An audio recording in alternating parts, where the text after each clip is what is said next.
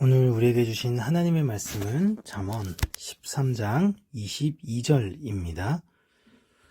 선인은 그 산업을 자자손손에게 끼쳐도 죄인의 재물은 의인을 위하여 쌓이느니라. 아멘.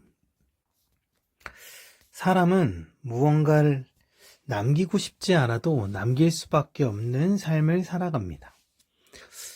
이 세상 살면서 했던 말 한마디, 내가 했던 선택 하나, 살아온 방식 하나하나가 다른 사람의 삶 위에 흔적으로 남게 돼요.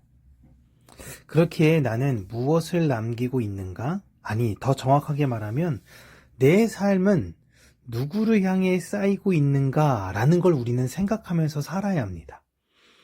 오늘 본문은 선한 사람은 자손에게 그 선함을 물려놓지만 죄인은 쌓아도 자기의 것이 되지 않는다라고 이야기를 합니다. 여기서 선인은 착한 사람, 호인을 말하는 것이 아니죠.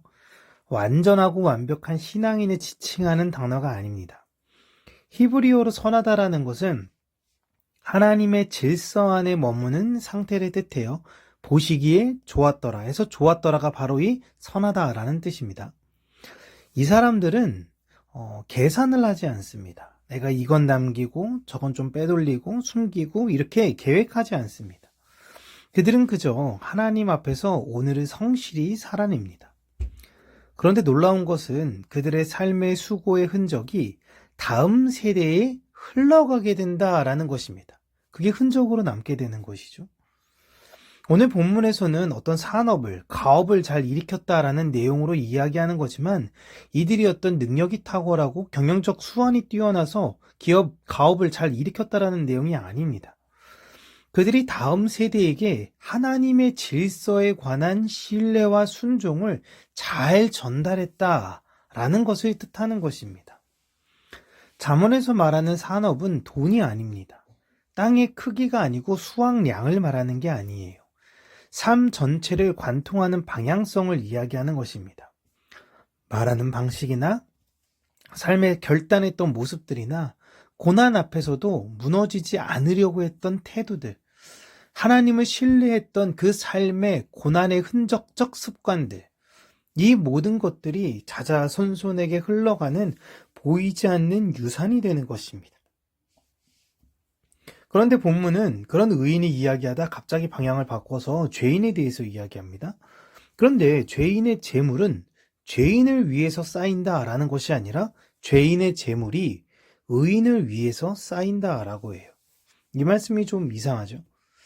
죄인의 열심은 자신의 수고를, 자신의 결과물을 위해서 열심히 수고하는 것 같아 보이나 그들의 모든 수고는 실상 의인들을 위한 수고와 노력으로 결론된다라는 것입니다. 세상을 보시면 여러분 죄인들이 의인들보다 훨씬 더 잘 삽니다.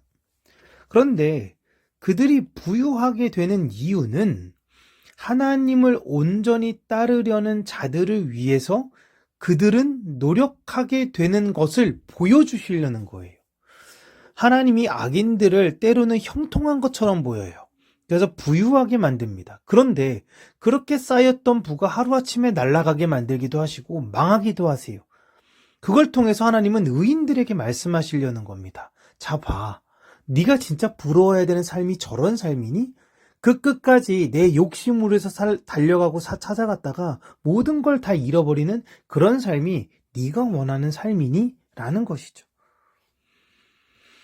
그래서 그들의 오늘 본문에 이야기하는 쌓인다라는 표현이 히브리어로는 감추어두다 라고도 해석할 수가 있어요. 그러니까 하나님께서 죄인들이 쌓여지는 그 부를 보며 스스로들은 만족할 수 있지만 하나님은 그들의 눈을 가리워서 그들이 쌓은 것으로 하나님의 백성을 채우시려는, 하나님의 백성을 가르치시려는 하나님의 의도가 되는 것입니다. 이게 하나님의 섭리예요. 다시 처음으로 가서 여러분은 지금 여러분을 위해 무언가를 쌓으려고 하십니까? 아니면 다른 사람들에게 자연스럽게 그냥 여러분의 하나님을 향한 마음을 보이고 계십니까? 내가 자연스럽게 하나님을 쫓게 되면요, 그 하나님의 마음이 나를 통하여 자연스럽게 흘러가게 됩니다. 내가 쌓고 있다 생각하는 그것이 여러분 생각해 보세요. 진짜 나를 위해서 쌓이고 있습니까?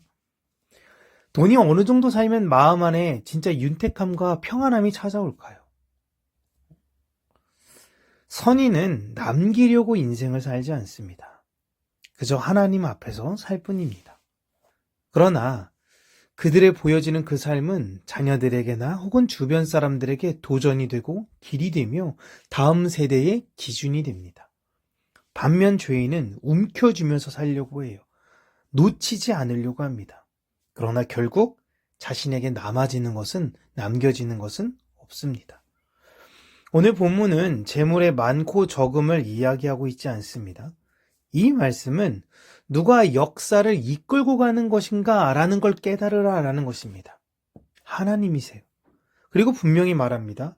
의를 선택한다라는 것, 하나님을 선택한다라는 것은 결코 손해보지 않고 하나님 앞에 선 그 삶은 반드시 그 다음 세대에게로 이어지게 된다라는 걸 약속하고 있습니다.